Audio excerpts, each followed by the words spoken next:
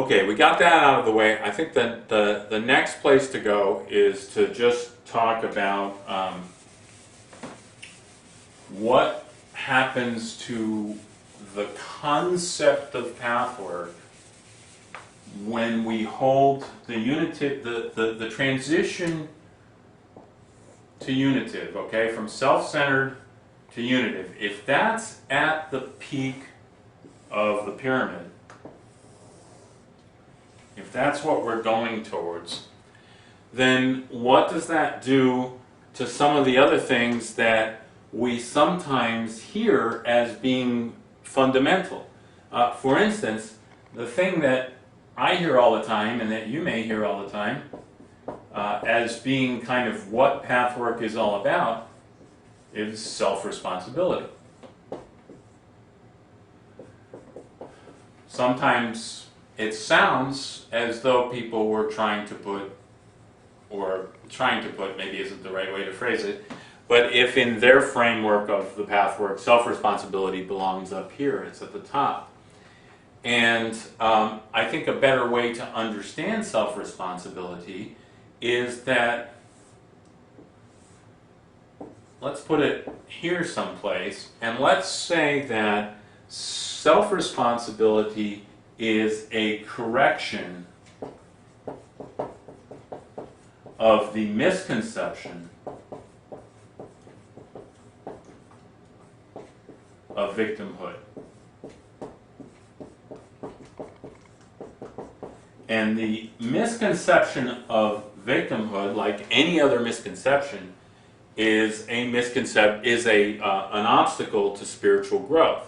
And specifically, the way that the misconception of victimhood works is that if I'm here out in the world and I have some sort of negative experience, all right, if I view myself as a victim, then I do not use this experience as information. I do not take it as having a meaning that's of importance to me. I do not take it as something from which I can reveal to myself something about myself that I'm not knowing or not integrating. In other words, if I'm having that experience, then somewhere on the other side of the wall, there's some distorted aspect, right? Here's where my consciousness is residing, and here out of consciousness is some distorted thing which has attracted this negative experience to me. And if I believe I'm a victim, then I'm not going to learn from this. I'm going to say, poor me. If I understand that I have responsibility, creative responsibility for it, then I will do my homework. Then I will look at this and I will say, oh, this is informative. This tells me something. What is it that that I have the opportunity to learn here? So therefore, it's a tool. Self-responsibility is a tool, because what it does is it helps me to expand, to knock this wall down, and to expand my consciousness into these areas that are walled off, because it helps me to use negative experiences as a way of drawing attention to that. Okay?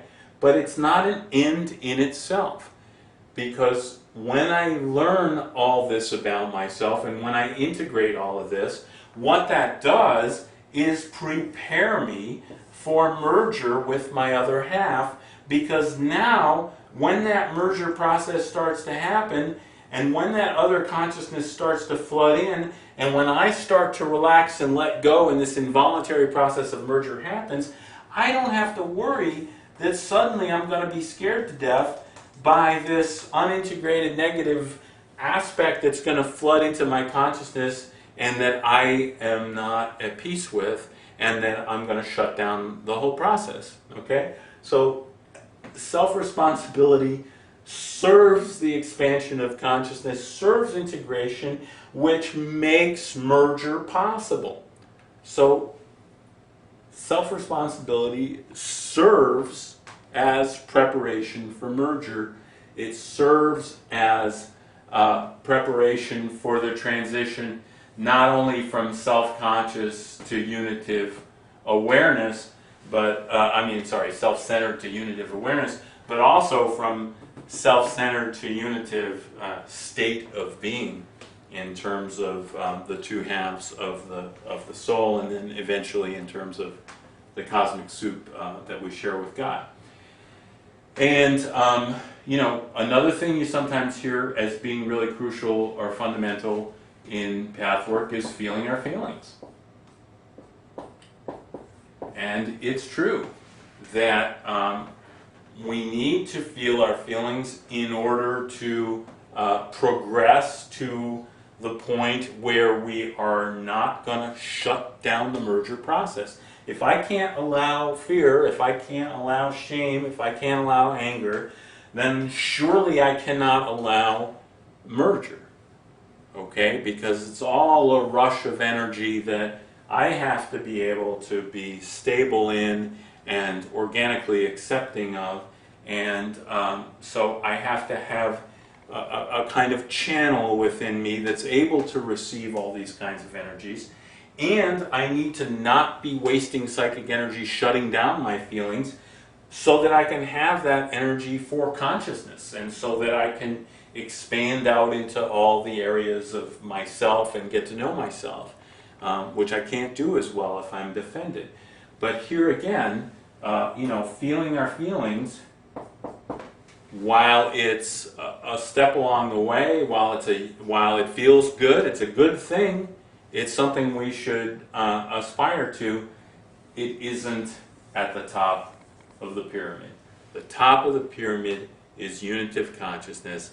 And again, if we build our organization, if we build the culture of our organization around unitive consciousness, we're going to end up with something that's a little bit different from what we have now.